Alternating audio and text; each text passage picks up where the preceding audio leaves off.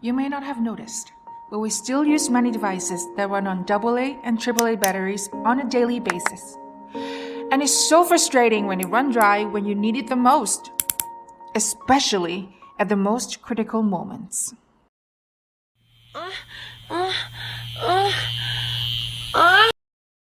Oh shit.